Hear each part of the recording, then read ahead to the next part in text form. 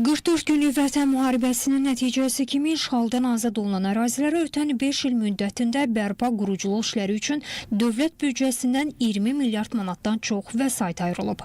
Baxmayaraq ki, Qarabağ və Şərqi Zəngəzurda dağıntıların miqyası olduqca böyük idi, ancaq hazırki mənzərə deməyə əsas verir ki, bu yerlərdə xeyli işlər görülüb. Torpaqlarımıza yeni nəfəs, yeni həyat gəlib. Bərpa quruculuq prosesi fonunda təsdiq edilən Azərbaycan 2022-2026 illərdə sosial-iqtisadi inkişaf strategiyası və Azərbaycan Respublikasının işğaldan azad edilmiş ərazilərinə böyük qayıdışa dair birinci dövlət proqramı müstəsna əhəmiyyətə malikdir. Dövlət proqramında quruculuq işlərinin aparılması, sosial obyektlərin, o cümlədə müxtəlif təhsil pillələri üzrə müəssisələrin fəaliyyətinin təşkili, dayanıqlı məskunlaşma üçün sistemli tədbirlərin həyata keçirilməsi nəzərdə tutulur. Proqramın birinci mərhələsi 2026-cı ilə qədər yekunlaşacaq.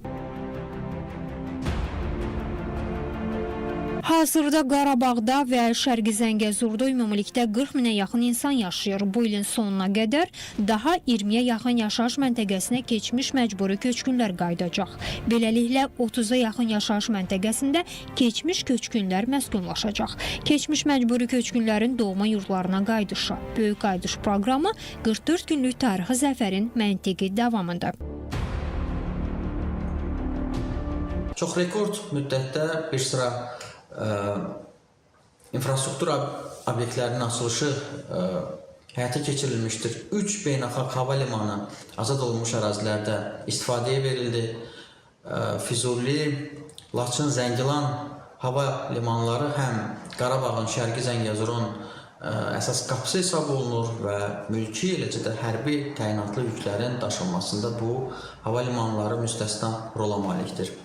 Ümumiyyətlə, Qarabağın və Şərqi Zəngəzurun Azərbaycan iqtisadiyyatına töhfəsi qarşıdakı illərdə daha aydın şəkildə hiss olunacaqdır və bu əraziyə qoyulan küllü miqdarda sərmayələr, investisiyalar geri dönəcəkdir.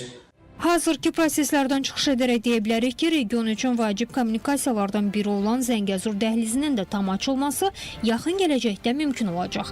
Belə ki, Horadiz-Ağbənd dəmir yol xəttinin 67-ci kilometrində yerləşən və Zəngəzur dəhlizini əhatə edən 9 əsas stansiyadan biri olan Həkəri stansiyasında işlər bitmək üzrədir. Tikintinin yekunlaşması ilə bölgədə yük və sərnişin daşımalarında yeni mərhələnin başlanacağı gözlənilir. Zəngəzur dəhlizi istismar olunmağa başladı. Sonra region ölkələri arasında yük daşımaların tempi artacaq, Azərbaycan isə Cənubi Qafqazın əsas logistika mərkəzlərindən birinə çevriləcək.